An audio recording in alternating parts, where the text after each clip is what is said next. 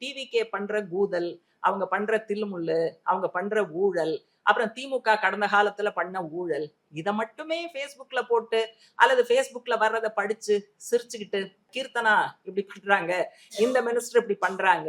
இதுவா நம்ம வேலை? வெளியிலிருந்து ஆதரவு அப்படிங்கிறது இந்த அரசாங்கத்தினுடைய சித்தாந்தத்தை ஏற்றுக்கொண்டு, அரசியலை ஏற்றுக்கொண்டு, கொள்கையை ஏற்றுக்கொண்டு, இது மாசு மறுவில்லாத புடம் போட்ட தங்கம் அப்படின்னு ஒரு கான்ட்ராக்ட் சர்டிபிகேட் கொடுத்தெல்லாம் நம்ம ஆதரிக்கல. இவர்களுடைய அத்தனை குறைபாடுகளும் நமக்கு தெரியும். அப்ப திமுகவோட டோன் வேற, சிபிஎம்மோட டோன் வேற.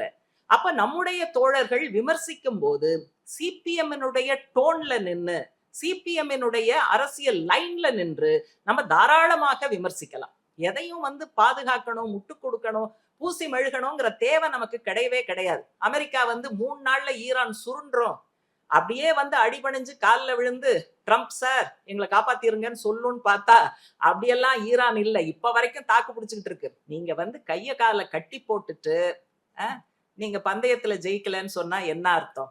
நீங்க கட்டெல்லாம் அவுத்து விடுங்க. அமெரிக்க ஏகாதிபத்தியம் இந்த பொருளாதார தடையெல்லாம் லிஃப்ட் பண்ணட்டும். அப்புறம் பாருங்க கியூபா முன்னேற்றத்தை. எங்க கிட்ட பணபலம் இருக்கு, எங்க கிட்ட ஜாதி இருக்கு, எங்க கிட்ட மதம் இருக்கு, எங்க கிட்ட ஓட்டு இருக்கு, எங்க கிட்ட சீட் இருக்கு. கம்யூனிஸ்டுகள் கிட்ட என்ன இருக்குன்னு கேக்குது. கம்யூனிஸ்டுகள் கிட்ட உண்மை இருக்கு, கம்யூனிஸ்டுகள் கிட்ட நேர்மை இருக்கு, மக்களுக்காக உயிர் தியாகம் செய்கிற துணிச்சல் இருக்கிறது. அதை விட மேலாக மனித குலத்தை விடுவிக்கிற மார்க்சியம் என்கிற தத்துவம் இருக்கிறது. இதை தவிர வேற என்ன வேண்டும்? நாம் வெளியிட்டிருக்கக்கூடிய நூல் என்பது வெறும் 30 பக்கங்களாக இருந்தாலும் அந்த 30 பக்கங்களில் நம்மை உணர வைக்கிற அந்த செய்திக்கு பல பல தன்மை இருக்கிறது. அதை படிக்கும் போது ஒரு புரட்சிகர உணர்வு கொழுந்துவிட்டு எரிகிறது. அதை வாசிக்கும் போது நமக்குள் பல்வேறு உணர்வலைகள் பிரவாகித்து ஓடுகிறது. அதை வாசிக்கும் போது நமக்கு ஒரு வேகம் கிடைக்கிறது. அதை வாசிக்கும் போது கியூபா இவ்வளவு போராடும் போது இந்தியாவில் நாம் பார்க்கிற அனுபவிக்கிற விஷயங்கள் எல்லாம் ஒரு விஷயமே அல்ல.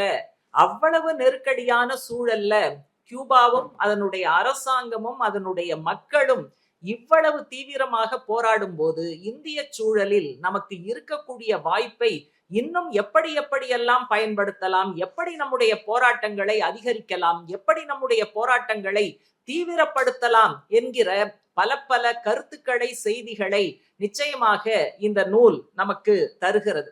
இந்த நூலை வெளிக்கொண்டு வந்த அனைவருக்கும் முதலில் நம்முடைய பாராட்டுக்களை தெரிவிக்க வேண்டும். முதல் பாராட்டு நிச்சயமாக எழுத்தாளர் தீபலட்சுமி. கடந்த காலத்தில் அவர் செய்திருக்கக்கூடிய அந்த மொழியாக்க பணி, அதே போல அதனுடைய தொடர்ச்சியாக ஒரு சோஷலிசம் சார்ந்த, கியூப புரட்சி சார்ந்த, போராட்டம் சார்ந்த இந்த சிறிய நேர்காணலை மிக மிக அற்புதமாக, திருத்தமாக, நேர்த்தியாக அவர் மொழிபெயர்த்திருக்கிறார். உண்மையிலேயே குறுகிய காலத்தில் அந்த பணியை அவர் செய்திருப்பார் என நான் நினைக்கிறேன். இந்த மொழியாக்கம் எல்லாம் எந்திரகதியாக செய்திருக்க முடியும்னு எனக்கு தோணல. ஏன்னா அவர் டியாஸ் கனேல் அவர்களுடைய அந்த நேர்காணலில் இருந்த இமோஷன்ஸ், அந்த உணர்வுகளை தமிழில் தீபலட்சுமி அப்படியே கடத்தி இருக்கிறார். எப்ப அது சாத்தியம்னு சொன்னா, டியாஸ் கனேல் அவர்களுடைய வாதத்தில், அவர் முன்வைக்கிற சோஷலிசம் குறித்த கருத்தாக்கத்தில், அவர் முன்வைக்கிற ஏகாதிபத்திய எதிர்ப்பில் அமெரிக்க அரசாங்கத்தை தனிமைப்படுத்தி அமெரிக்க மக்களை கியூபாவுக்கு சாதகமாக இழுத்து கொள்ளுகிற அந்த பண்பில் சாய்மானம் இருந்தாலொழிய, இந்த கருத்துக்கள்ல அவங்க கன்வின்ஸ் ஆயிருந்தாலொழிய இப்படிப்பட்ட அருமையான மொழியாக்கத்தை தர முடியாது. எனவே இது வெறும் எந்திரகதியான மொழிபெயர்ப்பு என்கிற இலக்கணத்திற்குள் அடைக்கப்படுகிற விஷயமாக நான் பார்க்கவில்லை. சோஷலிசத்தை நேசிப்பவர், கியூபாவை நேசிப்பவர், அந்த போராட்டம் வெற்றியடைய வேண்டும் என்று விரும்புகிற ஒருவரால் தான் இந்த உணர்வுகளை அப்படியே கடத்த முடியும். எனவே என்னுடைய சிறப்பான பாராட்டுக்களை முதலில் எழுத்தாளர் தீபலட்சுமி அவர்களுக்கு உரித்தாக்கிக் கொள்கிறேன். அதே போல பாரதி புத்தகாலயம் இதை வெளியிட்டிருக்கிறது. ஏராளமான சிறப்பான நூல்களை வெளியிடக்கூடிய பணியில் இந்த பகுதியும் சேர்ந்து பாரதி புத்தகாலயத்திற்கு பெருமை சேர்க்கக்கூடிய விஷயம். புத்தகாலயத்துக்கும் தோழர் நாகராஜன் அவர்களுக்கும் என்னுடைய வாழ்த்துக்கள். அதே போல இந்த ஆங்கில மார்க்சிஸ்டில் வந்த இந்த கட்டுரையை பல பேரும் படிச்சிருப்பாங்க. யாருக்கும் அதை நூலாக கொண்டு வர வேண்டும் என்பது தோணல. மத்திய சென்னையை பொறுத்த வரைக்கும் நான் தொடர்ச்சியாக சொல்லுவேன், நகர்ப்புற ஏழை மக்கள் பிரச்சனையாக இருக்கட்டும், சோசியலிசம் சார்ந்த பிரச்சனையாக இருக்கட்டும், கம்யூனிசம் தான் சிறந்தது என்கிற கருத்துக்களை முன்வைக்கக்கூடிய விஷயமாக இருக்கட்டும், பாலின சமத்துவ நடை உள்பட பல்வேறு புதிய முன்முயற்சிகளை சென்னையில் எடுக்கக்கூடிய ஒரு கமிட்டியாக மத்திய சென்னை மாவட்ட குழு இருக்கிறது. எனவே அவர்களது முக்கியமான பணிகளில் ஒன்றாக இந்த நூல் வெளியீடும் சேர்ந்து வந்திருக்கிறது. இதை சாத்தியமாக்கிய மத்திய சென்னை மாவட்ட குழுவுக்கும் அதனுடைய செயலாளர் செல்வா கூடுதல் முன்முயற்சி எடுத்திருக்கிறார் என்கிற அடிப்படையில் அவருக்கும் என்னுடைய வாழ்த்துக்களை, பாராட்டுக்களை தெரிவித்துக் கொள்கிறேன். தோழர் செல்வா சொன்னாரு, ஆங்கிலத்தை அனுப்புங்கன்னு. ஆங்கிலம் தமிழ் ரெண்டையும் ராத்திரியே படிச்சு முடிச்சேன். அநேகமா ஃபர்ஸ்ட் டிராஃப்ட் ராத்திரி 12 மணிக்குள்ள போட்டேன். ஏன்னா அந்த நூல் நம்மள வாசிச்ச உடனே சும்மாவே இருக்க விடல. எனக்கு அவர் சொன்ன 300 வார்த்தையோ, நான் எவ்வளவு சொன்னீங்க, 500 வார்த்தையோ என்னமோ சொன்னாரா, 600 வார்த்தையோ, என்னால அதுக்குள்ள நிக்கவே முடியல. எடிட் பண்ணி அந்த இடத்துக்கு கொண்டு வந்தேன். இப்போ முன்னுரையில நான் குறிப்பிட்டிருப்பதை போல டியாஸ் கனேல் அவர்களுடைய ஒவ்வொரு வரியும் ஒரு மேற்கோளுக்கு சமமானது. நீங்க ஒட்டுமொத்தமாக கியூபாவினுடைய போராட்ட வேகத்தை, தீவிரத்தை நீங்க புரிஞ்சுக்கணும்னா இந்த ஒரு நேர்காணல் போதும். அதனால கியூபாவுக்கு நான் போனது, பல தலைவர்களை சந்தித்தது, கருத்தரங்கில் பங்கெடுத்தது, மாநாட்டில் பங்கெடுத்தது, அந்த ஒட்டுமொத்த அனுபவங்களின் வாயிலாக நான் சொல்லக்கூடிய விஷயத்தை விட அதிகமான விஷயம் இந்த 30 பக்க நேர்காணலில் இருக்கிறது என்பது உண்மையிலேயே பாராட்ட வேண்டிய விஷயம். இத பத்தி செல்வா சொன்ன மாதிரி நான் இந்தியாவுக்கான கியூப தூதர், நான் கியூபா போன போது அவரோடு அறிமுகம் மற்ற விஷயங்கள்லாம் நடந்தது. எனவே அவருக்கு நான் மெசேஜ் அனுப்பிச்சேன், இப்படி ஒரு நல்ல விஷயத்த நாங்க பண்றோம், நேர்காணல் ரொம்ப பிரமாதமா வந்திருக்கு, எனவே தமிழக மக்கள் மத்தியில இதை கொண்டு செல்வதற்கான முயற்சியை சிபிஎம் எடுக்குது அப்படின்னு போட்டிருந்தேன். அவர் ரொம்ப மகிழ்ச்சி தெரிவிச்சதோட என்ன சொன்னார்னா, இந்த நேர்காணல் டியாஸ் கனேல் அவர்கள் கொடுக்க வேண்டும் என்பது கட்சியினுடைய முடிவு. ஏன்னா ஏகாதிபத்தியம் இந்த காலகட்டத்தில் பல அவதூறுகளை பரப்பி கொண்டிருக்கிற சமயத்தில் to set the record straight, என்ன உண்மையாக நடக்கிறது, கியூப மக்கள் என்ன நினைக்கிறார்கள் என்பதை எடுத்து சொல்வதற்கு மேற்கத்திய ஊடகம் என்று தெரிந்தும், நேர்காணல் செய்பவர் பல ஆத்திரமூட்டும் கேள்விகளை கேட்பார் என்று தெரிந்தும் பொருத்தமான முறையில் அதை கையாள வேண்டும் என்று கட்சி விவாதித்து அந்த பொறுப்பை டியாஸ் கனேல் அவர்களுக்கு கொடுத்தது. அந்த முறையில் அவர் சிறப்பாக கட்சி சொன்ன பணியை செய்திருக்கிறார் என்பதையும் அவர் குறிப்பிட்டார். டியாஸ் கனேல் அவர்கள் கியூபாவினுடைய அதிபர் மட்டுமல்ல, கியூப கம்யூனிஸ்ட் கட்சியினுடைய முதன்மை செயலாளர். நம்ம இங்க ஜெனரல் செக்ரட்டரி, பொது செயலாளர்ங்கிறத சொல்றோம், தோழர் எம்ஏ பேபி அகில இந்திய பொதுச் செயலாளர். ஆனா அங்க எல்லாமே first secretary, second secretary, third secretary தான். அதனால கட்சிக்கு பல செக்ரட்டரிஸ் உண்டு, செயலாளர்கள். அதுல இவர் முதன்மை செயலாளர்னா பொதுச் செயலாளருக்கு ஈக்குவலான வார்த்தை முதன்மை செயலாளர், ஃபர்ஸ்ட் செக்ரட்டரி அப்படிங்கறத அவங்க பயன்படுத்துறாங்க. இப்ப சமீபத்துல கியூபாவில கியூப கம்யூனிஸ்ட் கட்சியினுடைய ஒரு சிறப்பு மாநாடு நடந்து தொடர்ச்சியாக 60 ஆண்டுகளுக்கு மேலாக அமெரிக்காவினுடைய பொருளாதார தடை கசக்கி பிழிந்து கொண்டு இருக்கிறது. கோவிட் காலத்தில் அது அதிகமானது. இப்ப சமீப காலத்துல கூடுதல் நெருக்குதல் என்பது ஏற்பட்டு, அதான் எனர்ஜி முற்றுகை என்பது எங்களுடைய நாட்டுக்கு ஏற்பட்டிருக்கிறது. பொருளாதார முற்றுகை, அரசியல் முற்றுகை, பல முற்றுகைகளை கடந்த காலத்துல ஏகாதிபத்தியம் செய்தாலும் இந்த காலகட்டத்துல எனர்ஜி முற்றுகையை அது கொண்டு வந்ததால் கூடுதலாக நாங்க பாதிக்கப்படுறோம். அதனால பொருளாதாரத்தை சமன்படுத்த, எங்களுடைய மக்களை வாழ்க்கை தரம் சிதையாமல் பாதுகாக்க, இன்னும் மேம்படுத்த எங்களுக்கு வேறு வழி தெரியவில்லை என்று கியூப பொருளாதாரத்தை திறந்து விடுவது, ஓப்பனிங் அப் ஆஃப் எக்கானமி அப்படிங்கிற ஒரு முக்கியமான முடிவை எடுத்திருக்கிறார்கள். 23 துறைகள்ல தனியார் மயம் வருகிறது, அந்நிய மூலதனம் வருகிறது. ஆனாலும் எந்த வரம்புக்குள் என்று சொன்னால் பொருளாதாரம் பொதுத்துறை கட்டுப்பாட்டில் இருக்கும், அரசு துறையின் கட்டுப்பாட்டில் இருக்கும். ஒட்டுமொத்தமாக சோஷலிஸ்ட் கண்ட்ரோல், சோஷலிச கட்டுப்பாடு என்பதை ரீடைன் செய்து கொண்டே அதற்கு உட்பட்டு இப்படியான சில தனியார்மய நடவடிக்கைகளை மேற்கொள்ளத்தான் வேண்டியிருக்கிறது. நிச்சயமாக இதில் கியூபா மக்களுக்கு சாதகமான சூழல் தான் ஏற்படும், முன்னேற்றம் ஏற்படும் என்பதை அவர்கள் சொல்லி இருக்கிறார்கள். எனவே கியூபாவும் தனியார் மயத்துக்கு உள்ளாகி விட்டதா அப்படிங்கிற முறையில நம்ம அதுல குழம்ப வேண்டிய அவசியம் இல்லை. ஏன்னா உற்பத்தி சக்திகள் வளர வேண்டி இருக்கிறது, உற்பத்தி திறன் அதிகரிக்க வேண்டி இருக்கிறது. கியூப மக்கள் எதிர்பார்க்கக்கூடிய அடிப்படை தேவைகளை அல்லது கூடுதல் தேவைகளை பூர்த்தி செய்வதற்கு உரிய முறையில பொருளாதாரம் வளர வேண்டி இருக்கிறது. எனவே பொருளாதாரத்தை திறந்து விடுவதை தவிர வேறு வழி இல்லை. அதே சமயம் எது வந்தாலும் சோஷலிசத்தை நாங்கள் கைவிட மாட்டோம் என்கிற உறுதிப்பாட்டோடு அவர்கள் இந்த புதிய முயற்சியை எடுத்திருக்கிறார்கள். நாம் பொறுத்திருந்து அது எப்படி கையாளப்படுகிறது, டெவலப் ஆகிறது என்பதை நாம் பார்க்க வேண்டி இருக்கிறது. பொதுவா இந்த நூல்ல பாத்தீங்கன்னு சொன்னா ஒரு இடத்துல கூட விரக்தியே தெரியாது, அவநம்பிக்கையே தெரியாது. அழுது மூக்கு சிந்துகிற ஒரே ஒரு வார்த்தை கூட அதுல கிடையாது. அப்ப இந்த நூல் நமக்கு என்ன கொடுக்கிறது அப்படின்னா ஒரு புதிய நம்பிக்கையை இந்த நேர்காணல் நமக்கு அளிக்கிறது. அப்ப இதை யார் வாசிக்கணும்? நான் சொல்லணும்னு நினைச்சுக்கிட்டே இருந்தேன். பல சமயங்கள்ல செல்வாவும் நானும் ஒரே மாதிரி யோசிப்போம். எனக்கு முன்னால அந்த பாயிண்ட சொல்லிட்டாரு. இந்த சோர்வு வரும்போதெல்லாம் அதை எடுத்து படிங்கன்னாரு. இப்ப இதுல என்னுடைய முதல் ரெக்கமெண்டேஷன், இந்த நூலை யார் வாசிக்கணும்னா நம்ம கட்சிக்குள்ள சோர்வு கோஷ்டி ஒண்ணு இருக்கு. அந்த சோர்வு கோஷ்டி தான் முதல்ல வாசிக்கணும். என்ன படத்துல கமல் வந்து எதுக்கு எடுத்தாலும் பயம்னு சொல்லுவாரு, தெனாலி. அந்த மாதிரி தேர்தல்ல தோல்வி, அதுக்கு சோர்வு. வாக்கு சதவீதம் சரிவு, அதுக்கு சோர்வு. 5 சீட்டு தான் நமக்கு கிடைச்சது, அதுக்கு சோர்வு. 5ல 2 தான் ஜெயிச்சோம், அதுக்கு சோர்வு. மேற்கு வங்காளம் போயிடுச்சு, அதுல சோர்வு. கேரளா இப்ப போயிடுச்சு, அதுக்கு சோர்வு. இது வந்து நான் ரொம்ப கம்மியா சொல்றேன்.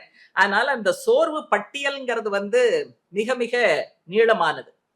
என்னோட பாயிண்ட் என்னன்னா, இந்த மாதிரியான தோல்விகள் வரும்போது அல்லது பாதகமான நிகழ்ச்சி போக்குகள் ஏற்படும் போது நமக்கு கோபம் வரலாம், நமக்கு ஏமாற்றம் கூட வரலாம், நமக்கு வருத்தம் வரலாம். ஆனா சோர்வு எப்படி ஒரு கம்யூனிஸ்டுக்கு வரும்? வரலாறு நெடுகிலும் எத்தனை முக்கியமான முத்திரைகளை கம்யூனிஸ்டுகள் பதித்திருக்கிறார்கள். நீங்க யோசிச்சு பாருங்க. கார்ல் மார்க்ஸ் அவ்வளவு வறுமையில சோர்வடைந்திருந்தால் மூலதனம் என்கிற நூல் முற்று பெற்றிருக்குமா? மார்க்சியம் என்கிற தத்துவம் கிடைத்திருக்குமா? தோழர் லெனின் அவர்கள் சோர்வடைந்திருந்தால் தேசிய இன பிரச்சனை குறித்த ஒரு தெளிவு இந்த உலகத்திற்கு கிடைத்திருக்குமா? ஏகாதிபத்தியத்தினுடைய மொத்த விவகாரம், அதனுடைய அத்தனை அணுக்கள் குறித்தும் அவ்வளவு சிறந்த ஆய்வு லெனின் மட்டும் சோர்வடைந்திருந்தால் இது உலகத்திற்கு கிடைத்திருக்குமா? அதனால எவ்வளவு பெரிய கொடையை, எவ்வளவு பெரிய பொக்கிஷத்தை கம்யூனிஸ்டுகள், அதனுடைய தலைவர்கள் உலகத்திற்கும் மக்களுக்கும் வாரி வழங்கி இருக்கிறார்கள் என்பதை பார்க்க வேண்டும். சோஷலிச கியூபா, சின்னஞ்சிறு கியூபா இவ்வளவு பிரச்சனைகளுக்கு மத்தியில் எவ்வளவு துறைகளில் முன்னேற்றம். பல வருடங்களுக்கு முன்னால என்னுடைய மூத்த சகோதரி, அவங்களுக்கு வந்து கேன்சர், அதற்காக ஒரு வேக்சின், தடுப்பு மருந்து அங்கு கண்டுபிடித்திருக்கிறார்கள் என்கிற அடிப்படையில் கட்சியினுடைய அகில இந்திய மையம் உதவி செய்து நானும் என்னுடைய மூத்த சகோதரியும் அங்க போனோம். அங்க அந்த மருத்துவமனைக்குரிய ஒரு ஸ்மெல் ஒண்ணு இருக்கும் பாத்தீங்களா, அது எதுவுமே இல்லாமல் மிகச்சிறப்பாக நீங்க கைய வீசிட்டு போலாம். பேஷண்ட்டும் கூட போறவங்களும் கைய வீசிட்டு போலாம். அங்கு தங்குமிடம், அதே போல உணவு, அதே போல அறுவை சிகிச்சை உள்பட எப்பேற்பட்ட சிகிச்சையாக இருந்தாலும் மருந்து உள்பட மொத்தமும் ஃப்ரீ. அங்க வந்து நீங்க தலை சீவரத்துக்கு, சாப்பிடுறதுக்கு தட்டு, தலை சீவரத்துக்கு சீப்பு, எண்ணெய் எல்லாமே அங்க உள்ள போனோம்னா கொடுக்குறாங்க. நீங்க யோசிச்சு பாருங்க, நம்ம ஆஸ்பத்திரியில நம்ம போகணும்னா எவ்வளவு விஷயங்களை பேக் பண்ண வேண்டி இருக்கு. லட்சக்கணக்கில் பணம் கடன் வாங்குவதற்கான ஏற்பாடு எவ்வளவு பண்ண வேண்டி இருக்கு. ஆனா அங்க எப்பேற்பட்ட நோயாக இருந்தாலும் கைய வீசிக்கிட்டு போலாம், சிகிச்சை பெற்று வெற்றிகரமாக கையை வீசிக்கொண்டு வெளியே வரலாம்ங்கிறதே நம்முடைய மனதை எவ்வளவு அமைதி அடைய செய்யும். ஆனால் அங்க ஹெல்த் இஷ்யூ வந்தா யாருமே அதிகப்படியா கவலைப்படுவது கிடையாது. நம்முடைய அரசாங்கம் இருக்கிறது, சோசியலிச கியூபா இருக்கிறது, நம்முடைய புரட்சியாளர்கள் இருக்கிறார்கள், அவர்கள் நம்மை கவனித்துக் கொள்வார்கள் அப்படிங்கிற அந்த ஃபீலிங் இருக்கு பாத்தீங்களா, அது எதோடையும் நம்ம ஒப்பிடவே முடியாது. அதே போல கல்வி, நீங்க எந்த கிளாஸ் படிக்கணும்னாலும், பல்கலைக்கழக படிப்பாக இருந்தாலும், மருத்துவம் உள்ளிட்ட ப்ரொஃபஷனல் கோர்ஸா இருந்தாலும் அட்மிஷன் கட்டாயம் கிடைக்கும். படிப்பு மொத்தமும் கட்டணம் இல்லாமல் கிடைக்கும்.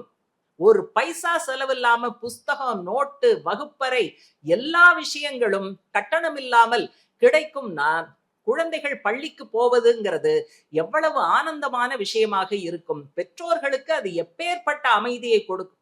முதலாளித்துவ சமூகத்துல இப்ப நான் சொன்ன அந்த மன அமைதியில 1% முதலாளித்துவ நாடுகளில் வாழக்கூடிய மக்களுக்கு கிடைக்குமா அப்படின்னா டோட்டலா கிடைக்காது. அதனால சோசியலிசம் எல்லாவற்றையும் கொடுத்து விட்டதுன்னு நம்ம சொல்லல. அடிப்படையான விஷயங்கள் மக்களுடைய உரிமை என பார்க்கிறது. ஆனால் அது ஐடியாலஜி சம்பந்தப்பட்டது. எனவேதான் அமெரிக்க ஏகாதிபத்தியத்தினுடைய தாக்குதல் கியூபா மேல பொருளாதார தடை மட்டுமல்ல. அங்கு போன போது மாநாட்டுல திரும்ப திரும்ப சொன்னார்கள், இன்றைக்கு தகவல் என்பது ஒரு மூலப்பொருள், ரா மெட்டீரியல், அது ஏகாதிபத்தியத்தின் கையில் இருக்கிறது. அதை வைத்து கட்டுக்கதைகளை திரித்து எழுதுகிறார்கள். அவதூறுகளை சோசியலிச நாடுகளின் மீது அல்லது இடதுசாரி கொள்கைகளை பின்பற்றுகிற லத்தீன் அமெரிக்க நாடுகளின் மீது அவர்கள் பரப்புகிறார்கள். எனவே உலக மக்கள் மத்தியில் உண்மையை எடுத்து சொல்ல கார்ப்பரேட் ஊடகங்கள் முன்வர மாட்டார்கள். சமூக ஊடகத்தை இடதுசாரிகள் இன்னும் வலுவாக மேம்பட்ட முறையில் பயன்படுத்துவதன் மூலமாகத்தான் இளைஞர்கள் மத்தியில, மக்கள் மத்தியில நம் தரப்பில் இருக்கக்கூடிய நியாயம், உண்மையில் அநியாயம் செய்வது யார், உண்மையில் அநீதி இழைப்பது யார், உண்மையில் மனிதாபிமானமே இல்லாத ஈவிரக்கமற்ற நாடுகளாக அரசாங்கங்களாக இருப்பது யார் என்பதையெல்லாம் மக்கள் மத்தியிலே நாம் அம்பலப்படுத்த வேண்டும் என்கிற விஷயங்கள் எல்லாம் அங்கு பேசப்பட்டது.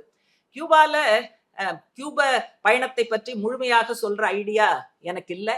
இருந்தா கூட அங்க பல பிரச்சனைகள் பற்றி பேசும்போது நான் கேள்வி கேட்டுக்கிட்டே இருந்தேன். ஏன்னா நமக்கு இந்திய அனுபவம் தானே இருக்கு. இப்ப இந்த விஷயம் அரசாங்கம் ஒரு முடிவெடுக்குது, அது எப்படி மக்கள் மத்தியில போகும்? அல்லது மக்களுக்கு அரசனுடைய கொள்கை சம்பந்தமாக ஒரு விமர்சனம் வருகிறதுனா அது எப்படி அரசனுடைய கவனத்துக்கு வரும்? அவங்க ஒரே வரியில சொன்னாங்க, எங்களோட மாஸ் ஆர்கனைசேஷன்ஸ், எங்களுடைய வெகுஜன அமைப்புகள் மக்களோடு மக்களாக இருக்கிறார்கள்.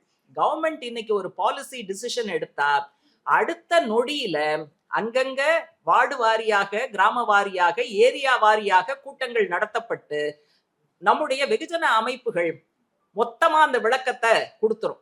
அவங்க அந்த டே டு டே லைஃப்ல எங்களுக்கு இந்த பிரச்சனை அந்த பிரச்சனைனா அது அரசனுடைய கவனத்துக்கு கொண்டு போவதற்கான ஏற்பாடும் இருக்கு. அப்போ நம்ம ஒரு அவ்வளவு மோசமான சூழ்நிலை இல்லாத ஒரு இடத்துல நம்ம இருக்கோம். நம்முடைய மாஸ் ஆர்கனைசேஷன்ஸ் ஒட்டுமொத்தமாக லட்சக்கணக்கில் நமக்கு உறுப்பினர்கள். அப்போ முறையாக வர்க்க வெகுஜன அமைப்புகளை நாம ஸ்டெடியா நடத்தினா எவ்வளவு உயிரோட்டமான தொடர்பை மக்களோடு வைக்க முடியும் என்பதெல்லாம் கியூபாவில் அவ்வளவு சிரமங்களுக்கு மத்தியில அந்த புரட்சிகர உணர்வோடு, ரெவல்யூஷனரி ஜீல் அண்ட் ஸ்பிரிட்டோட அவங்க நடந்து கொள்கிற அந்த விஷயத்தை எல்லாம் பார்த்தபோது இந்தியாவில் இன்னும் கொஞ்சம் கூட நம்ம முயற்சி பண்ணா எவ்வளவு முன்னேற்றத்தை இங்கு இடதுசாரிகள் அடைய முடியும் அப்படிங்கிறது புரிஞ்சது. இப்ப இந்த 60 ஆண்டுகள் பொருளாதார தடை ரொம்ப அவங்க கஷ்டப்படுறாங்க. எல்லா கஷ்டத்தையும் இங்க சொல்ல முடியாது. பவர் இல்லை அப்படிங்கிறது தான். இவ்வளவு தூரம் மருத்துவத்துறையில உலகத்திற்கே ஒரு முன்னுதாரணமாக இயற்கை பேரிடர் வரும்போது பல்வேறு நாடுகளுக்கு இங்கிருந்து ஒரு டாக்டர்ஸ் டீம் போய் ரிஸ்க் எடுத்து அவர்களுக்கெல்லாம் அழைக்காமலே சென்று உதவி செய்வது அப்படிங்கிறதெல்லாம் அந்த சோசியலிசத்தினுடைய தன்மை தான். மக்கள் எங்கிருந்தாலும், உழைக்கும் வர்க்கம் எங்கிருந்தாலும் அவர்கள் நம்மவர்கள் அப்படிங்கிற அந்த உணர்வின் மூலமாக அவ்வளவு சிறப்பா மருத்துவத்துறையில பிரகாசிக்கக்கூடிய கியூபால இன்னைக்கு தேதியில உயிர்காக்கும் மருந்துகளை ரெஃப்ரிஜரேட் செய்து வைக்க முடியவில்லை. பவர் இல்லாததால் மருந்துகள் பாழாகின்றன, கெட்டு போகின்றன. அதே போல அறுவை சிகிச்சை வேண்டும் என்று பதிவு செய்து வைத்துவிட்டு ஆபரேஷன் தியேட்டர்ல கரண்ட் இல்லாத காரணத்தினால் மயக்க மருந்து கொடுப்பதிலிருந்து ஆபரேஷன் செய்வதிலிருந்து எல்லாமே பிரச்சனையாகி ஆயிரக்கணக்கான நோயாளிகள் காத்திருப்பு பட்டியலில் இருக்கிறார்கள். எவ்வளவு மோசமான விஷயம். அதனாலதான் இந்த நேர்காணல்ல அவங்க கேட்கிறாங்க, உங்க சிஸ்டம் தோல்வியா, உங்களுடைய கவர்னன்ஸ் தோல்வியா அப்படின்னு கேட்கிறாங்க. அவர் அதுக்கு கரெக்டா பதில் சொல்றாரு, எங்க சிஸ்டம் தோல்வி அல்ல, எங்களுடைய நிர்வாகம் தோல்வி அல்ல, ஆட்சி தோல்வி அல்ல, ஏகாதிபத்தியத்தினுடைய இந்த நடவடிக்கை தான் எங்களை இந்த நிலைமைக்கு கொண்டு வந்திருக்கிறது அப்படிங்கிறத மிகச்சரியாக சொல்கிறார். அந்த இடத்துல சோஷலிசம் அப்படிங்கிற சிஸ்டத்தை மிகச்சிறப்பாக அவர் டிஃபெண்ட் பண்றாரு அப்படிங்கிறத பார்க்கலாம். அதனால நீங்க இப்ப ஆணவ கொலைகள் பத்தி இங்க நிறைய பேசுறோம். நான் எப்பவுமே சொல்லுவேன், இங்க தமிழ்நாட்டுல ஆணவ கொலைகள் தடுக்கப்பட வேண்டும்னு மைக்க பிடிச்சு பேசுறது ரொம்ப சுலபம்.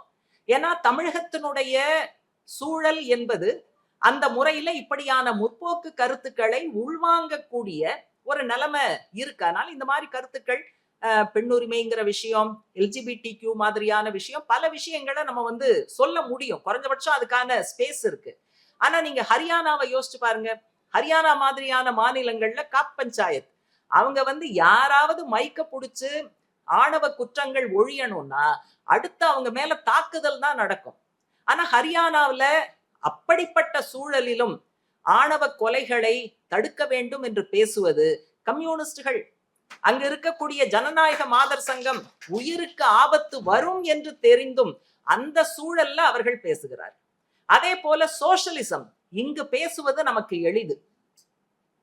ஆனா ஏகாதிபத்திய நெருக்கடியில் சிக்கி தவித்து திணறி கொண்டிருக்கிற கியூபா எது நடந்தாலும் உயர்த்தி பிடித்த சோஷலிச பதாகையை தாழவிட மாட்டோம் என்று சொல்வதற்கு மிகப்பெரிய துணிச்சல் வேண்டும் என்பது அந்த நேர்காணலில் நமக்கு தெரிகிறது.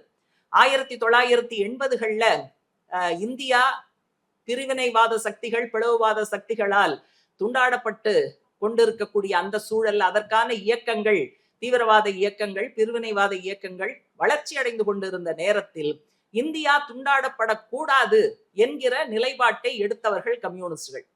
அப்ப தீவிரவாதிகள் சொன்னாங்க, நாங்க அப்படிதான் செய்வோம், நீங்க துண்டாடக்கூடாதுன்னு பேசுனீங்கன்னா அப்படி சொல்லுகிறவர் உடலை துண்டாடுவோம். நாங்க அன்றைக்கு இந்திய ஜனநாயக வாலிபர் சங்கத்தினுடைய தலைவர்களில் ஒருவரான குர்நாம் சிங் உப்பல் தீவிரவாதத்தை எதிர்ப்பேன், பிரிவினைவாதிகளை எதிர்ப்பேன், என்னுடைய இயக்கம் அதைத்தான் சொல்லிக் கொடுத்திருக்கிறது என்று சொன்னார். அவர் அப்படி பேசியதால் தீவிரவாதிகள் அவரது உடலை துண்டாடினார்கள், 27 துண்டுகளாக துண்டாடினார்கள். அதனால் கம்யூனிஸ்ட் இயக்கம் பின்னுக்கு போய்விட்டதா? லீலாவதி, அதே போல பொன்மலை தியாகிகள், கீழத்தஞ்சையினுடைய தியாகிகள் கொல்லப்படும் போதெல்லாம் அவர்களுக்கு வயது இளம் வயது. எதிர்காலத்தை பற்றிய கனவு அவர்களுக்கு இருந்தது. அந்த கனவில் அவர்கள் மட்டும் மகிழ்ச்சியோடு இருக்க வேண்டும் என்கிற கனவு இல்லை. அதுதான் கம்யூனிஸ்டுக்கு இருக்கக்கூடிய சிறப்பு. ஒட்டுமொத்த சமூகம் நன்றாக இருக்க வேண்டும், மனிதகுலம் நன்றாக இருக்க வேண்டும், உழைக்கும் மக்கள் நன்றாக இருக்க வேண்டும் என்பதற்காக உயிரை கொடுக்கிற துணிச்சல் வேறு யாருக்கு உண்டு? கம்யூனிஸ்டுகளுக்கு மட்டும்தான் உண்டு. இந்த மாதிரியான சூழல்ல அந்த பாரம்பரியத்தில் வந்திருக்கக்கூடிய நாம் ஏன் சோர்வடைய வேண்டும் அப்படிங்கிற கேள்வியத்தான் மீண்டும் உங்கள் முன்னால் வைக்கிறேன். தோழர் வேணு எல்லாத்தையுமே ரசிச்சு படிக்கக்கூடியவர், ரசிச்சு பேசக்கூடியவர், ரசிச்சு எழுதக்கூடியவர். அவர் எப்படி இந்த நூல் பற்றிய அறிமுகத்தை ஒரு 5-6 நிமிஷத்துல அவர் முடிச்சாருன்னு எனக்கு ரொம்ப ஆச்சரியமா இருக்கு. அவர்கிட்ட நீங்க பேசுனீங்கன்னா ஒரு 2 மணி நேரத்துக்கான சரக்கு நிச்சயமாக அவருடைய கையில இருக்கும். அந்த அளவுக்கு அந்த நூல்ல நல்ல நம்ம கியூப நிலைமையை பற்றி புரிந்து கொள்ளக்கூடிய விஷயங்கள் உண்டு. இப்போ உதாரணமா அவர் சொன்னபோது சொன்னாரு, செல்வாவும் சொன்னாரு, ரொம்ப ஆத்திரமூட்டக்கூடிய கேள்வி, நீங்க பதவி விலகுவீர்களான்னு. அவரு கேட்கிறாரு, நீங்க வந்து இந்த கேள்விய அமெரிக்க பிரசிடென்ட்ட பார்த்து கேட்கறதுக்கு உங்களுக்கு தைரியம் இருக்கா? பிரிட்டிஷ் பிரசிடென்ட்ட பார்த்து கேட்கறதுக்கு தைரியம் இருக்கா? என்ன மட்டும் ஏன் கேட்கிறீங்கன்னு கேட்கிறாரு. ஆனா கியூபாவை மட்டும் பார்த்து ஏன் இந்த கேள்வியை கேட்கிறேன்னு அவங்க எக்ஸ்பிளைன் பண்ண பிறகு அந்த கேள்விக்கு பதில் சொல்லவும் அவர் தயங்கல. அதே போல அமெரிக்காவோட மோதுறீங்க, பார்த்து நடந்துக்கங்க. உங்களுக்கு ஏதாவது ஆயிடுச்சுன்னா, உங்க குடும்பத்துக்கு ஏதாவது ஆயிடுச்சுன்னா, அப்படிங்கிற விஷயத்துக்கு அவர் சொல்ற பதில் இருக்கு பாருங்க. அதுதான் ஹைலைட். அவர் என்ன சொல்றாரு? எங்களுடைய புரட்சிக்கான படையில் நாங்கள் சேரும் போதே எங்களது உயிர் எங்களுக்கு இல்லை என்பதை தெளிவாக தெரிந்துதான் நாங்கள் சேர்கிறோம். அதனால எங்களுக்கு ஏதாவது ஏற்பட்டால் அது பிரச்சனையே அல்ல. It's not a matter of concern அப்படிங்கிற வார்த்தையை அவர் பயன்படுத்துறாரு. அது எங்களுக்கு பிரச்சனையே அல்ல. நம்பர் 1. நம்பர் 2 என்ன சொல்றாரு? எங்களுடைய புரட்சிகர தலைமை கூட்டு தலைமை. அதில் ஒருவரை நீங்கள் வீழ்த்தினால் அந்த இடத்தை நிரப்ப 100 புரட்சியாளர்கள் தயாராக இருப்பார்கள். எனவே பிரச்சனை இல்லை. 3வது, எங்கள் தேசிய கீதத்தில் சொல்லப்பட்டு இருக்கிறது, நாட்டுக்காக உயிர் துறப்பது என்பதுதான் வாழ்வது. உயிர் துறப்பதுதான் வாழ்வது. எனவே அதில் நான் நம்பிக்கை வைத்திருக்கிறேன். அமெரிக்காவை ஜெயிச்சிருவீங்களா? ரொம்ப கஷ்டமான கேள்வி. அப்படியெல்லாம் உதார விட முடியாதுல. எது வந்தாலும் நாங்க பாத்துக்கோம் விட முடியாது. ஏன்னா ராணுவ ரீதியாக, பொருளாதார ரீதியாக, அரசியல் ரீதியாக பல மடங்கு ஸ்ட்ராங்கா இருக்கு. அதனால அப்படியெல்லாம் பதில் சொல்ல முடியாது. அவர் வந்து 2 விஷயம் சொல்றாரு.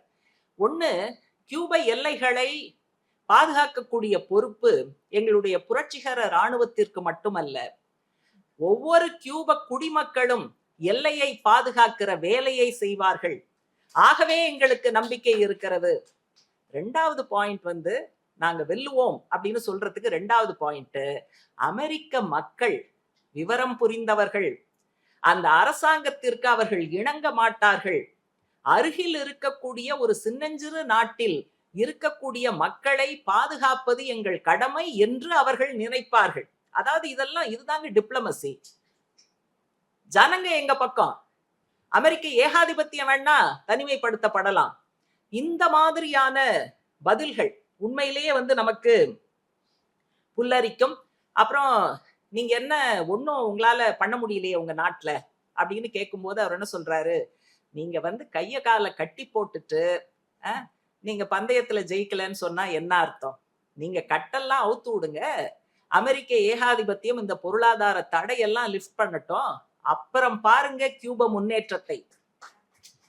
நீங்க அதான் சொல்றேன், ஒவ்வொரு வார்த்தையுமே ஒரு மேற்கோளுக்கு ஒப்பானது. அதனால இந்த சிறப்பான நூலை சோர்வு கோஷ்டி முதல்ல படிக்கணும். சோர்வற்ற கோஷ்டியும் தாராளமாக படிக்கலாம். அடுத்து வந்து கம்யூனிஸ்டுகளை பொறுத்த வரைக்கும் ஒவ்வொரு சொல்லடுக்குக்கும் பின்னால் ஒரு வர்க்கத்தின் நலன் ஒளிந்திருக்கிறது அப்படிங்கிறது நமக்கு தெளிவா தெரியும். ஜனங்களுக்கு தெரியாது. இன்றைக்கு இளைஞர்கள் மாற்றத்தை தேடி வந்து கொண்டு இருக்கிறார்கள். அவங்களும் ஐடியாலஜிக்கலி அவங்க ரொம்ப ஒன்றும் ஸ்ட்ராங் கிடையாது. இப்ப இருக்கக்கூடிய சூழல் மாறணும் அப்படின்னு வந்திருக்காங்க. அந்த மாற்றத்திற்கான தேடல் நம்ம வந்து நிச்சயமா அங்கீகரிக்கணும். மாற்றத்திற்காக முயற்சி செய்பவர்களை நம்ம வந்து பாராட்டலாம். ஆனா மாற்றம் என்பது வேறு, மாற்று என்பது வேறு. மாற்றம் என்பது சேஞ்ச், மாற்று என்பது ஆல்டர்னேட்டிவ். அதனால ஆல்டர்னேட்டிவ் தான் உண்மையான மாற்றம் என்பதை நம்ம மக்களுக்கு சொல்ல வேண்டி இருக்கு. காக்ரோச் ஜனதா பார்ட்டி உள்பட இவ்வளவு இளைஞர்கள் ஒரு மாணவ சமூகத்தை பாதிக்கக்கூடிய ஒரு பிரச்சனையில் முன்னுக்கு வருகிறார்கள், அதில் பங்கேற்கிறார்கள். வெறும் இன்ஸ்டாகிராமோடு தங்களுடைய எதிர்ப்பை நிறுத்தி கொள்ளவில்லை, களத்திற்கு வருகிறார்கள், ஜந்தர் மந்தருக்கு வருகிறார்கள் என்பதெல்லாம் சாதாரணமான விஷயம் அல்ல. ஆனாலும் இன்றைக்கு நடக்கிற பல்வேறு பிரச்சனைகள், கல்வி சம்பந்தமாக கேள்வித்தாள் கசிவு, இந்த மத்திய அரசாங்கத்தின் சார்பாக நடத்தப்படுகிற தேர்வுகளில் இவ்வளவு ஊழல் நடப்பது, இதெல்லாம் வந்து ஒரு ஸ்ட்ரக்சரல் இஷ்யூ. அதனால ஸ்ட்ரக்சரை கேள்வி கேட்கக்கூடிய அளவுக்கு அப்படிப்பட்ட இளைஞர்கள் முன் வருவதுங்கிறது ரொம்ப உதவிகரமாக இருக்கும். அதனால ஒரு பக்கம் நம் பாராட்டும் போதே, அவர்களுடைய அந்த முன்முயற்சியை ரெகக்னைஸ் பண்ணும் போதே, இந்த ஸ்ட்ரக்சரல் கேள்விகள் அவங்க வந்து கேட்க துவங்க வேண்டும், சிஸ்டம் சம்பந்தமான கேள்விகளை எழுப்ப வேண்டும் என்பதையும் கம்யூனிஸ்டுகள் தான் இன்றைக்கு முன்வைத்துக் கொண்டிருக்கிறார்கள். இப்ப சமீபத்துல கூட பாத்தீங்கன்னா, சீன அதிபர் ஷி ஜின்பிங்கும், ட்ரம்பும் மீட் பண்ணாங்க. அதுல வழக்கமா 2 நாடுகளுடைய தலைவர்கள் சந்திச்சா, சந்திப்பு முடிஞ்ச பிறகு கூட்டறிக்கை வெளியிடப்படும். ஆனா, இதுல ஜாயிண்ட் ஸ்டேட்மெண்ட் வரல. ட்ரம்ப் தனியா ஸ்டேட்மெண்ட் குடுத்தாரு. ஷி ஜின்பிங் தனியா ஸ்டேட்மெண்ட் குடுத்தாரு. அதுல ஷி ஜின்பிங்கோட ஸ்டேட்மெண்ட் பாத்தீங்கன்னா, அதே போல பேச்சுவார்த்தையில அவர் பங்கேற்று சொன்ன விஷயங்களும் பாத்தீங்கன்னா, சீனா வந்து ஒரு ஸ்டெப் மேல இருந்து அமெரிக்காவோட பேசுதுங்கிறது ரொம்ப தெளிவா தெரியும். இப்ப இவர் எப்படி டியாஸ் கனேல் வந்து சோஷலிச கர்வத்தோடு பதில் சொல்லி இருக்கிறாரோ, அதே போல சீன அதிபர் ஷி ஜின்பிங் ட்ரம்போடு பேசும்போதும் அந்த சோஷலிச கர்வம் என்பது வெளிப்பட்டிருக்கு. கடந்த 10 ஆண்டுகளாக சீனா தொழில்நுட்ப துறையில அமோகமான வளர்ச்சி. அமெரிக்காவை தூக்கி சாப்பிடுகிற அளவுக்கு அதுல வந்து உற்பத்தி சக்திகள் வலுவடைந்து இருக்கிறது, உற்பத்தி திறன் அதிகரித்து இருக்கிறது, தொழில்நுட்பத்துல அநேகமாக யாரையும் சாராமல் சொந்த காலில் நிற்கக்கூடிய ஏற்பாட்டுக்கு சீனா வந்துவிட்ட காரணத்தினால் அந்த ஒரு ஸ்டெப் மேல நின்னு அவர் பேசி இருக்கிறார். அவருடைய அறிக்கையில ஒரு வார்த்தை என்ன போட்டிருக்குன்னா, வளர்ந்து வரும் சக்திக்கும் தேய்ந்து வரும் சக்திக்கும் இடையில் பிரச்சனை வந்தால் அப்படின்னு அவர் ஒரு இடம் சொல்றாரு. வளர்ந்து வரும் சக்தின்னு யார சொல்றாரு? சீனாவை சொல்றாரு. தேய்ந்து வரும் சக்திங்கிறத அமெரிக்க ஏகாதிபத்தியத்தை சொல்றாரு. இத கூட படிச்சுட்டு சில பேர் என்கிட்ட கேட்டாங்க, ஏங்க ஏகாதிபத்தியம் எவ்வளவு வலுவா இருக்கு, அதை போய் தேய்ந்து வரும் சக்தின்னு சொன்னா எப்படி சரியா இருக்க முடியும்? தேய்ந்து வரும் சக்தினா நாளைக்கே தேஞ்சு போச்சு, நாளைக்கு காணாம போயிடும் அப்படிங்கறதல்ல. அந்த குரோத் பேட்டர்ன்ல இப்ப வந்து எமர்ஜிங் பவராக, குரோயிங் பவராக சைனா போன்ற சோசியலிச நாடுகள், டிக்ளைனிங் பவராக அமெரிக்க ஏகாதிபத்தியம் ஒரே நாளில் இல்லை என்றால் கூட ஒரு குறிப்பிட்ட காலத்தில் அப்படிப்பட்ட சரிவை அது சந்திக்கும் அப்படின்னு அவர் சொல்றார். இந்த சந்திப்பு முடிஞ்ச உடனே புட்டின் அவரும் ஷி ஜின்பிங்கும் சந்திக்கிறார்கள். அந்த சந்திப்புக்கு பிறகு கூட்டறிக்கை வெளியிடப்படுகிறது. 2 பேரும் சேர்ந்து வெளியிட்டு இருக்கக்கூடிய அறிக்கைய நீங்க நெட்ல பாத்தீங்கன்னா கிடைக்கும். அமெரிக்கான்னு பேரை சொல்லல, ஆனா அவ்வளவு வலுவா சொல்றாங்க. உலகம் பல துருவ உலகத்தை நோக்கி போய்கொண்டிருக்கிற சூழலில் ஒரு துருவ உலகமாக இதை தக்க வைப்பதற்கு யார் முயற்சி எடுத்தாலும் எங்கள் 2 நாடுகளும் சேர்ந்து அதை சந்திக்கும். தன்னிச்சையாக முடிவெடுத்தால், இறையாண்மை பொருந்திய நாடுகளின் உள் விவகாரத்தில் தலையிட்டால், இதெல்லாம் அப்படியே அமெரிக்கா தான், நாங்க சும்மா விட மாட்டோம், நாங்க வந்து முன்னுக்கு வருவோம் என்கிற மிக உறுதியான ஒரு கூட்டறிக்கை அந்த 2 நாடுகளும் சேர்ந்து வெளியிட்டிருக்கு. அதே போல ஈரான் சம்பந்தப்பட்ட யுத்தத்துல கூட அமெரிக்கா வந்து 3 நாள்ல ஈரான் சுருண்டுறோம், அப்படியே வந்து அடிபணிஞ்சு காலில் விழுந்து ட்ரம்ப் சார் எங்களை காப்பாத்திருங்கன்னு சொல்லுன்னு பார்த்தா அப்படியெல்லாம் ஈரான் இல்லை. இப்ப வரைக்கும் தாக்கு பிடிச்சுக்கிட்டு இருக்கு. நிறைய பாதிப்பு இருந்தாலும் தாக்கு பிடிக்கிறாங்க. இதுல முக்கியமான விஷயம் என்ன? நேட்டோ நாடுகள், அமெரிக்காவோட நட்பு நாடுகள், கடந்த காலத்துல அமெரிக்கா என்ன சொன்னாலும் தலையாட்டக்கூடிய நாடுகள், இன்றைக்கு வெனிசுவேலா மீதான தாக்குதல், ஈரான் மீதான தாக்குதல், கியூபாவுக்கான அச்சுறுத்தல், இந்த மாதிரியான விஷயங்கள் வரும்போது அமெரிக்கா சொல்வதை கேட்க மறுக்கிறார்கள். சில அதிருப்தியை வெளிப்படுத்துகிறார்கள், முணுமுணுப்புகளை செய்கிறார்கள். இது ஏதோ ஏகாதிபத்திய நாடுகளுக்கு இடையில அவ்வளவுதான் கான்ஃபிளிக்ட் வந்துருச்சு, வெற்றி வெற்றின்லாம் நம்ம பேச முடியாது. ஆனா ஒரு சின்ன விரிசல் நேட்டோ நாடுகளுக்கும் அமெரிக்காவுக்கும் இடையில் ஏற்பட்டு இருக்கிறது அப்படிங்கிற விஷயத்தெல்லாம் நம்ம நோட் பண்ணணும். எல்லாம் போச்சு அப்படின்லாம் நம்ம பார்க்க வேண்டிய அவசியம் இல்லை. இப்படி நிகழ்ச்சி போக்குகள் சிற்சில முன்னேற்றங்களோடு போய்கொண்டு இருக்கிறது என்பதையும் நம்ம பார்க்க வேண்டியிருக்கு. இப்போ அமெரிக்காவினுடைய அடியாளாக இருக்கக்கூடிய இஸ்ரேல் தொடர்ந்து காசா, பாலஸ்தீனம், இங்க போர் நிறுத்தம் ஆன பிறகும் கூட லெபனான் மீது தாக்குதல், இதெல்லாம் அவங்க பண்ணிக்கிட்டே இருக்காங்க. இப்ப ஐநா சபையினுடைய ஒரு விசாரணை கமிஷன், அதுல வந்து நம்ம இந்தியாவை சேர்ந்த ஜஸ்டிஸ் முரளிதரன் அவர் தான் அந்த விசாரணை கமிஷனுக்கு தலைமை ஏற்று அதனுடைய ரிப்போர்ட் வந்து சமீபத்துல வந்திருக்கு. முரளிதரன் தான் பிரஸ் மீட்ல அதை வந்து வெளியிட்டார். அதுல வந்து தெளிவா என்ன இருக்குன்னா, காசா குழந்தைகளை திட்டமிட்டு இஸ்ரேலிய ராணுவம் கொன்றது. நிறைய சம்பவங்கள். ஒரு 14 வயது சிறுவனை சுட்டு அவன் கீழே விழுந்து ரத்த வெள்ளத்தில் துடிதுடித்து கொண்டு இருக்கும் போது, தெரியாம பண்ணா உடனே மருத்துவமனைக்கு கொண்டு போவோம். இந்த இஸ்ரேலிய ராணுவ வீரர்கள் செத்து கொண்டிருக்கிற அவனை சுற்றி நின்று தம் அடித்து கொண்டு, அரட்டை அடித்து கொண்டு, சிரித்து கொண்டு நின்றார்கள். இரத்தப்போக்கின் காரணமாக அந்த சிறுவன் இறந்தே போனான். அதே போல ஒரு பெண் குழந்தை வகுப்புல எல்லாத்துலயும் ஃபர்ஸ்ட் மார்க்.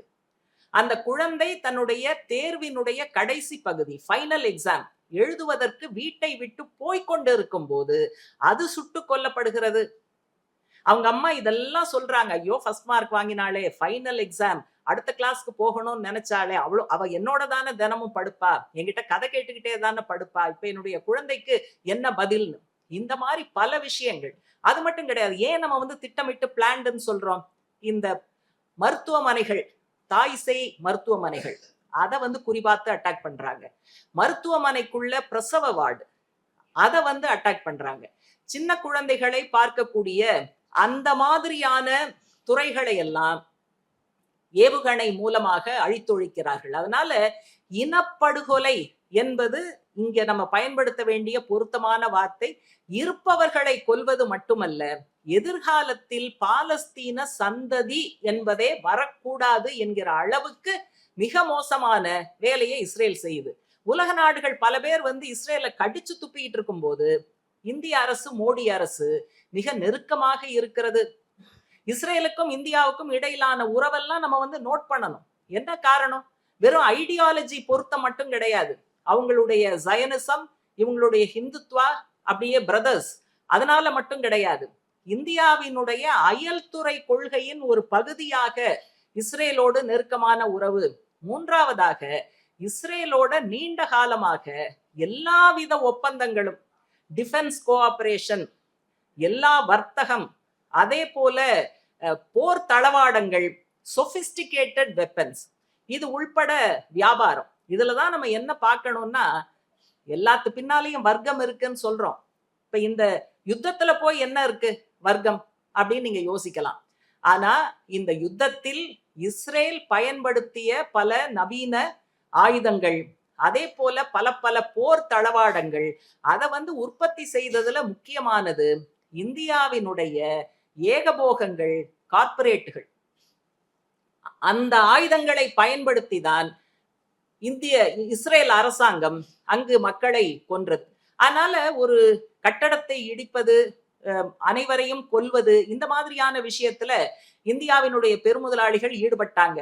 அதோட இல்ல, எல்லாம் இடிச்சு தள்ளின பிறகு இப்ப மறுகட்டுமானம் நடக்கும்ல, ரீகன்ஸ்ட்ரக்ஷன், அதுலயும் இவர்கள் கட்டுமானத்துக்கு முன்னால போய் நிக்கிறாங்க.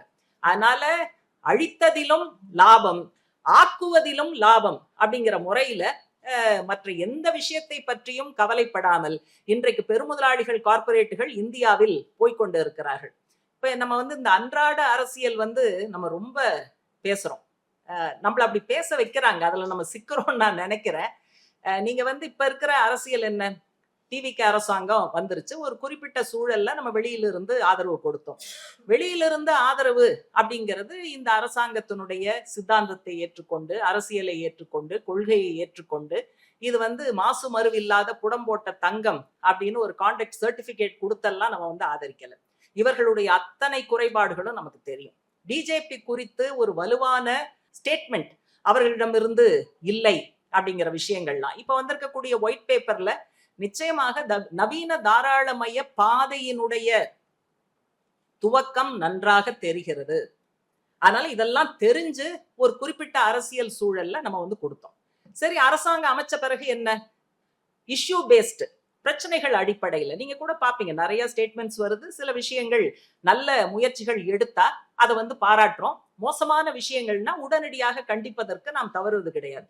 அவ்வளவுதான், ஸ்டாண்ட் எடுத்தாச்சு, முடிஞ்சு போச்சு. இதுல வந்து திமுகவோடையே இருந்திருக்கலாம் அப்படின்னு சில பேருக்கு கருத்து இருக்கலாம். டிவிகே ஆதரிச்சது கரெக்ட் அப்படிங்கிற கருத்து இருக்கலாம். டிவிகே ஆதரிச்சது தப்புங்கிற கருத்து இருக்கலாம். ஆனா இதெல்லாம் பேசி முடித்து கருத்துக்களை உள்வாங்கி கட்சி முடிவெடுத்த பிறகு அதுல கருத்து வேறுபாடு இருந்தாலும் அடுத்த வேலைக்கு நம்ம போயிடணும். அதைத்தான் நான் சொல்றதுக்கு வரேன். இப்ப பிரச்சனை என்ன?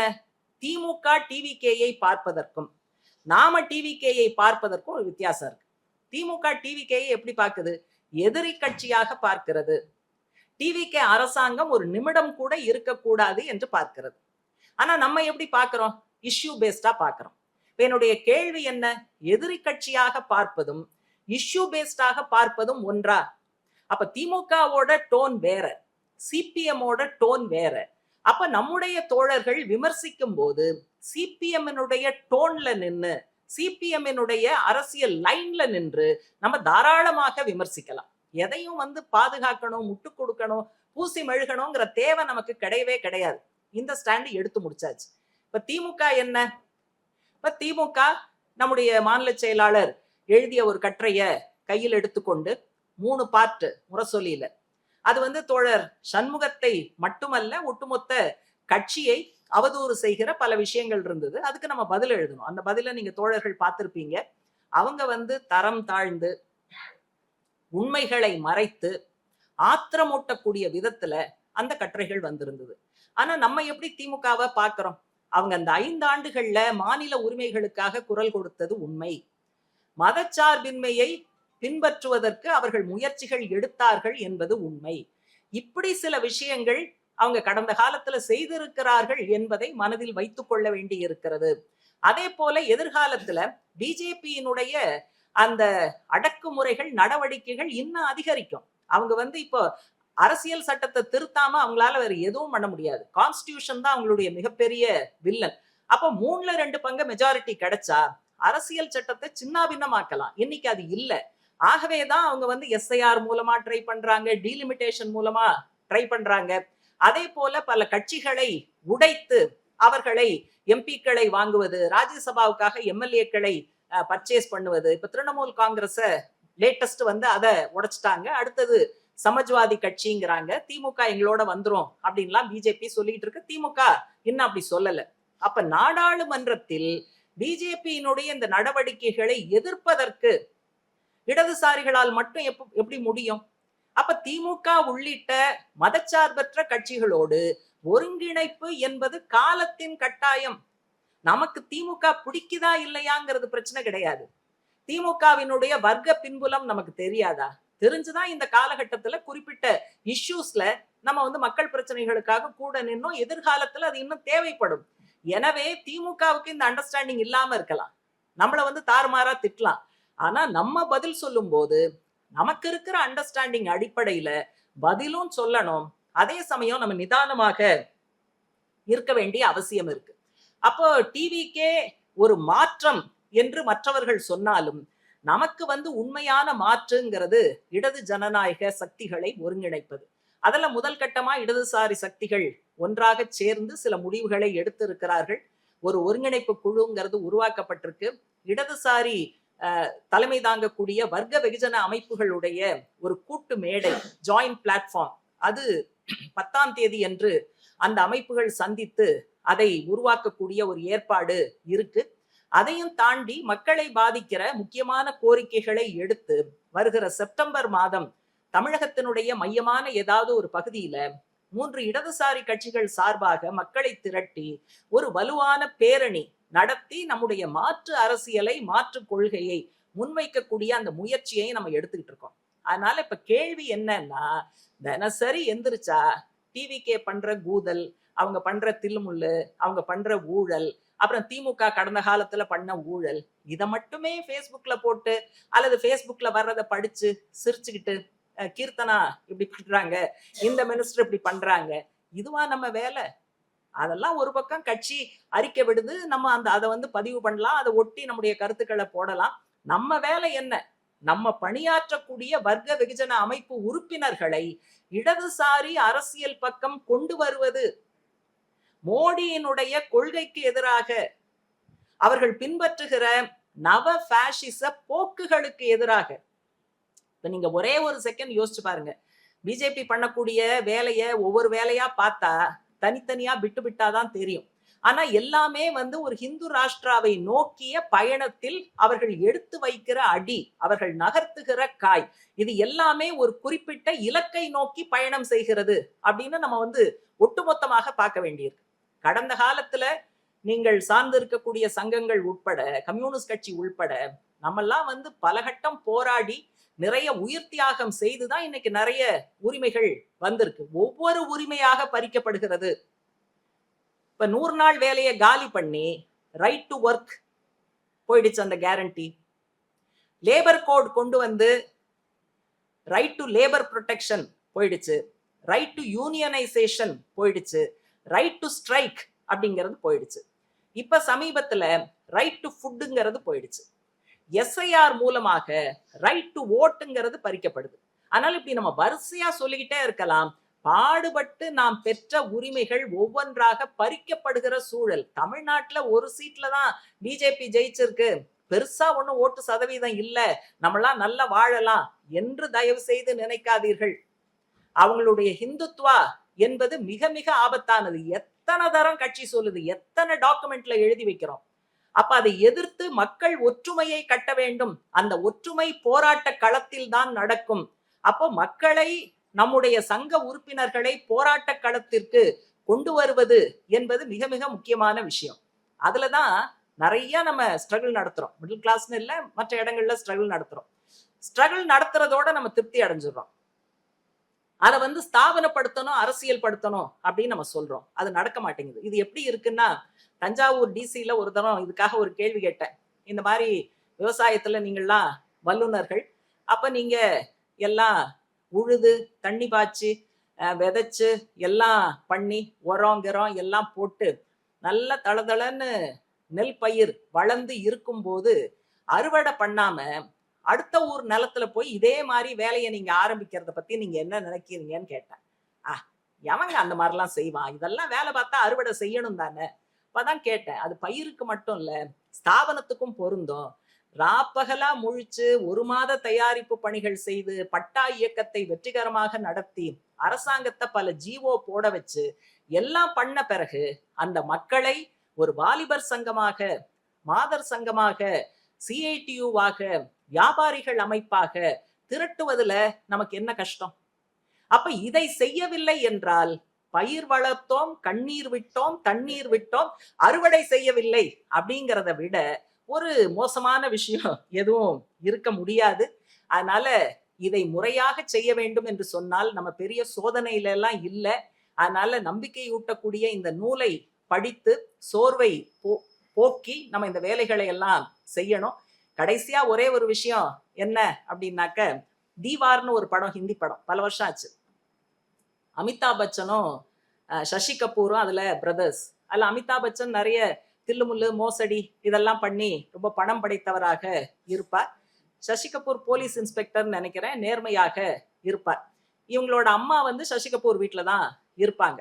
ஒரு கட்டத்துல 2 சகோதரர்களுக்கு இடையில பயங்கரமா ஆர்கியூமெண்ட் நடக்கும்.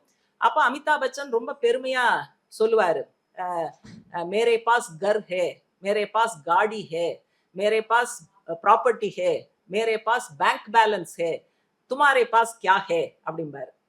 நான் சொன்ன ஹிந்தி புரிஞ்சிச்சுல்ல? உடனே ஒரே வரிங்க, ஒரு வரி சசி கபூர் போடுவாரு பாருங்க, அவ்வளவுதான். அமிதாப் பச்சன் பேச்சு மூச்சு இல்லாம கப்சிப்னு ஆயிடுவார். அப்படி என்ன சொல்லுவாரு, மேரே பாஸ் மா ஹே, அம்மா என்னோட இருக்காங்கன்னு. அந்த மாதிரி முதலாளித்துவ கட்சிகள் நம்ம கிட்ட என்ன சொல்லுது, எங்க கிட்ட பணபலம் இருக்கு, எங்க கிட்ட ஜாதி இருக்கு, எங்க கிட்ட மதம் இருக்கு, எங்க கிட்ட ஓட்டு இருக்கு, எங்க கிட்ட சீட் இருக்கு. கம்யூனிஸ்டுகள் கிட்ட என்ன இருக்குன்னு கேக்குது. கம்யூனிஸ்டுகள் கிட்ட உண்மை இருக்கு, கம்யூனிஸ்டுகள் கிட்ட நேர்மை இருக்கு, மக்களுக்காக உயிர் தியாகம் செய்கிற துணிச்சல் இருக்கிறது. அதை விட மேலாக மனித குலத்தை விடுவிக்கிற மார்க்சியம் என்கிற தத்துவம் இருக்கிறது. இதை தவிர வேற என்ன வேண்டும் என்கிற கேள்வியை முன்வைத்து மத்திய சென்னையிலே இன்னும் வேகமாக வளர்ச்சி காண வேண்டும். இந்த நூல் அதற்கு உதவும் என்று சொல்லி மீண்டும் ஒரு முறை சம்பந்தப்பட்ட அனைவருக்கும் வாழ்த்து சொல்லி நிறைவு செய்கிறேன்.